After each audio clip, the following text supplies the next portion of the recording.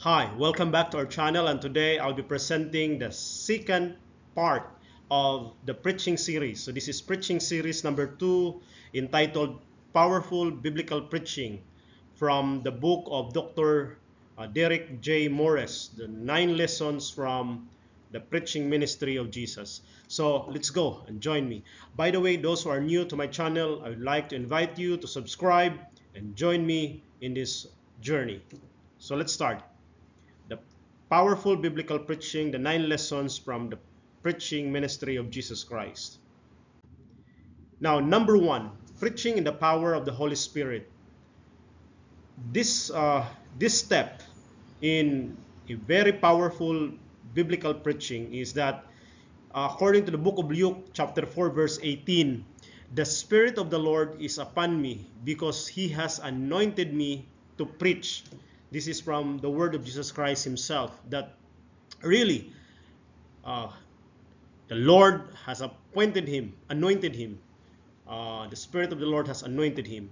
And you shall receive power when the Holy Spirit has come upon you. Take note of this. When we preach, the power is not to ourselves, from ourselves, but from the Spirit of God. Take note of that. That's number 1 step. Then let's go to number 2. Bath your sermon preparation and delivery in prayer. Mark chapter, let me read the text. Mark chapter 1 verses 1 to 35. Let's try to read. Verse 35, in the morning while it was still very dark, he got up and went out to a deserted place, and there he prayed. 36, and Simon and his companions hunted for him. 37, when they found him, they said to him, everyone is searching for you. Verse 38, he answered, let us go on to the neighboring town so that I may proclaim the message there also, for that is what I came out to do. Verse 39, and he went throughout Galilee proclaiming the message in their synagogues and casting out demons. Take note of this. Jesus Christ had preached in the synagogue. He continued in his ministry of healing by casting out the demons. But take note, in verse 35, he got up early morning and started to commune with God, pray, and seeking God's help. Now, take note of this. When we deliver our sermons, take note that prayer is on demand. Acts chapter 6 verse 4. Let's try to read 6:4. Now, while we, for our part, will devote ourselves to prayer and to serving the word. This is among the apostles. So even in the first century church, the consider prayer as a primary part in the preparations of delivering the sermon and in preachings, that they really begin with a prayer. Ephesians, in the book of Paul, for example, let's try to look at Paul, how Paul practiced the preparations of sermons through starting with a prayer. Let's go with Ephesians 6 verse 19 and 20. Let me read. Pray also for me so that when I speak, a message may be given to me to make known with boldness the mystery of the gospel. Verse 20, for which I am an ambassador in chains. Pray that I may declare it boldly as I must speak. Take note, St. Paul is asking the people around him to pray for him as he prepare and do the sermons and do the preaching. Let's go to the next. Number 3, preach the word of God instead of human opinions. Take note of this. John chapter 14 verse 24, the word which you hear is not mine but the Father's who sent me. Jesus Christ acknowledges these things. John 17:14, I have given them your word. Okay, not my word but your word. So notice also the example of Acts chapter 4 verse 31. Let's go to Acts chapter 4 verse 31. Now, when they had prayed, the place in which they were gathered together was shaken. They were all filled with the Holy Spirit and spoke the word of God with boldness. Take note that they are not speaking of their own words, but the word of God, speaking it with boldness. Now let's go to the next. Number 4, communicate God's grace. When we preach, when we do the sermon, communicate God's grace. The all bore witness to him and marveled at the gracious words which proceeded out of his mouth. Luke chapter 4 verse 22. Jesus Christ are giving people gracious words. Jesus was full of grace and truth. That's John chapter 1 verse 14. 1 Peter chapter 1:21. Let us try to look at how the disciples like Peter did this. Let me read 1 Peter 1:21. Through him you have come to trust in God, who raised him from the dead and give him glory, so that your faith and hope are set in God. Take note of this. Only in God. Ephesians 1 verse 2. Let us try to go into the text. 1 verse 2. Now, grace to you, peace from God our Father and the Lord Jesus Christ. Even Paul are speaking to the Ephesians the God's grace, communicating God's grace. Chapter 2, 8 and 9. Let us try to look into Ephesians chapter 2 and of course 8 to 9. For by grace you have been saved through faith. This is not your own doing. It is the gift of God, not the result of words, so that no one may boast. So, that's it.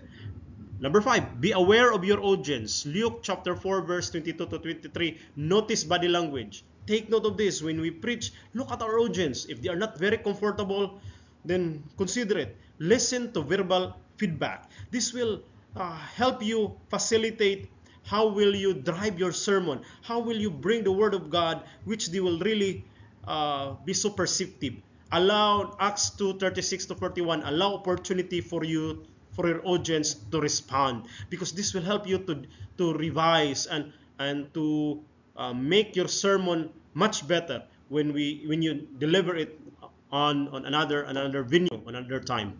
Number 6, use simple, memorable statement. John 6:35, I am the bread of life. Jesus Christ is using some metaphors that he could be remembered by people. A simple sentence rather than a complex sentence. The very reason why Jesus Christ is using parables, because parables can be easily understood. He speak like a farmer. He speak like a fisherman. Just like he said, hey, come to me and I will make you fishers of men. This can be understood than saying, hey, come to me and I will make you a disciple. I will make you a follower. Jesus Christ used the language of the people of his time, stated in the positive rather than the negative. Now let's go to the number 7. Use repetition and raise statement. Like John 6:35, I am the bread of life. Now let's go to John 6 chapter 48. Okay, John 6 and then we have 48. Okay, I am the bread of life, he said. Verse 41, 6:41. Try to look at it. Now, he said, then the Jews began to mention about him because he said, I am the bread that came down from heaven.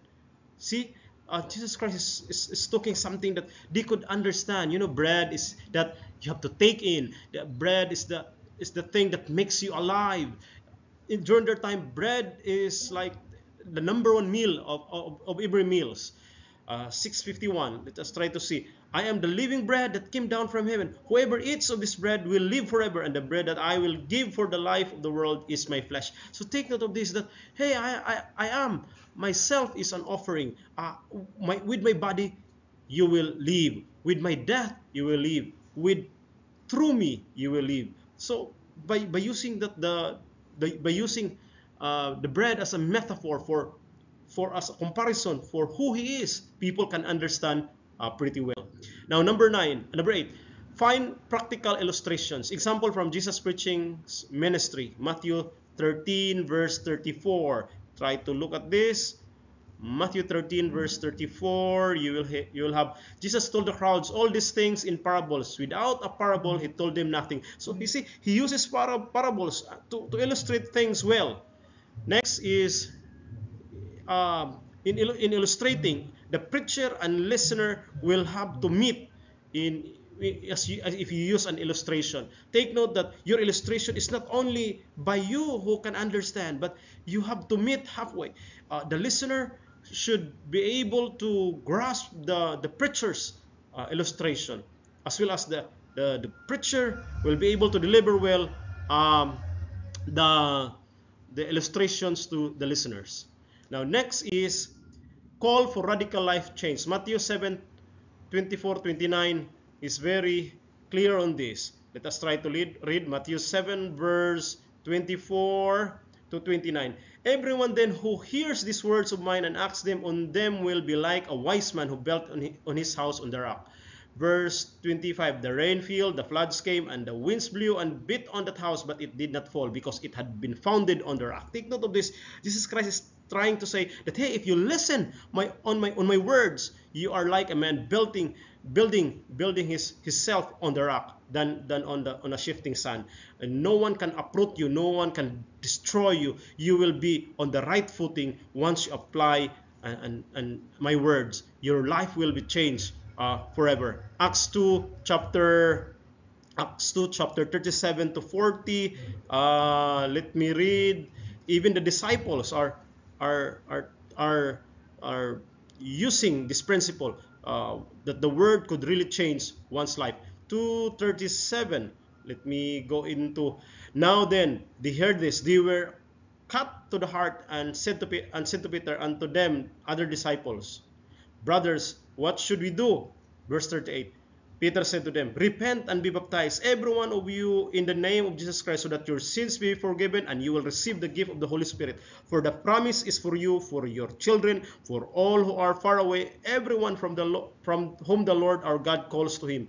And he testified with many other arguments and exhorted them, saying, save yourselves from these corrupt generations. Take note of this, that change could not only happen to the individual, but change could happen even to the generations that follows. The call should be simple and clear.